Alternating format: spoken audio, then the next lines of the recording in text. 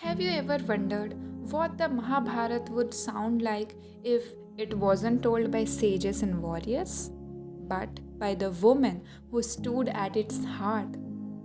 This is not mythology, this is memory, not just history, but her story. In the Palace of Illusions, Draupadi finally speaks, not as a queen, not as a pawn, not as a symbol, but as a woman.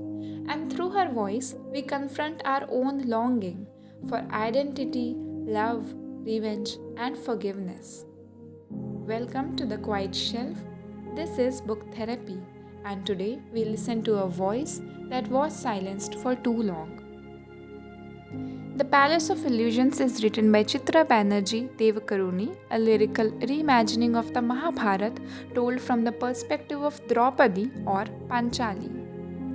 We all know her as the woman with five husbands, the cause of the Great War, the one who was humiliated in a royal court.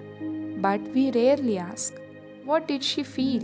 What did she fear? What did she desire?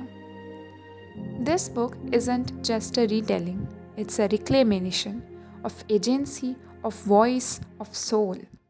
Through Panchali's eyes, we don't just revisit the Mahabharata, we relive it. And in doing so, we realize her wants are not that different from ours. Draupadi wasn't born, she emerged fully grown from fire. Her first moment in the world was marked by prophecy, a destiny written in flames. But from the very beginning, her identity was shaped by others. A daughter born for revenge, a wife divided among five, a queen built for war. Not once did anyone ask her who she wanted to be.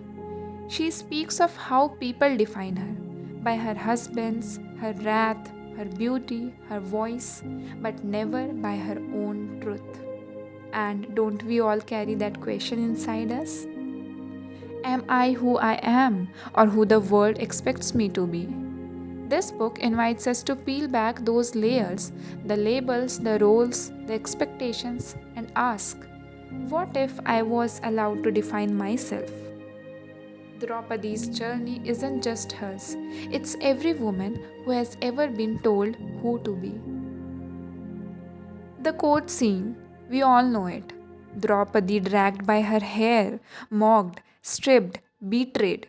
But in her telling, it's not just horror, it's heartbreak. Because the silence hurt more than the shame. The men who loved her stayed silent. The elders she respected turned away. Even the gods watched. And she remembers the scream stuck in her throat, the ache of voicelessness. The Palace of Illusions shows us what trauma feels like, not just in the moment it happens, but in the years that follow. The doubt, the guilt, the constant question, did I deserve this? We all have our own court scenes, moments we were hurt, but no one stood up.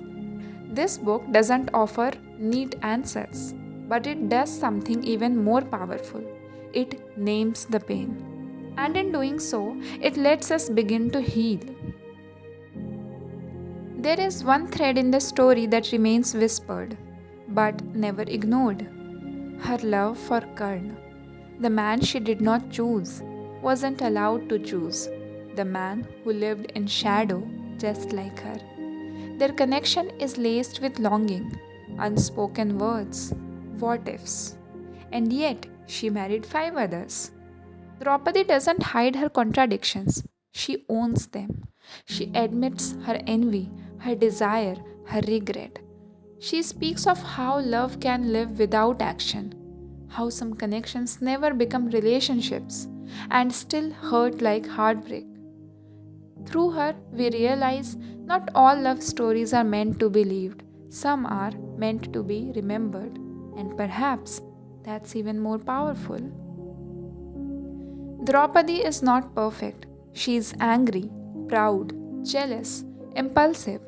She burns with ambition and aches with vulnerability. And that's exactly why we need her voice. Because too often, women in epics are only either saints or sinners. But Draupadi is human. And when we listen to her, we find ourselves. In her defiance, in her questions, in her refusal to disappear quietly.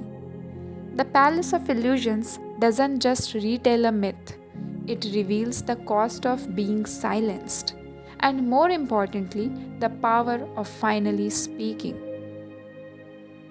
If Draupadi's story stirred something in you, if her voice echoed in your own silences, then this space is for you.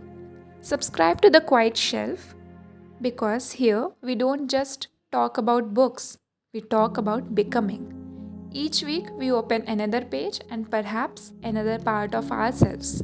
Until then, remember what Draupadi teaches us.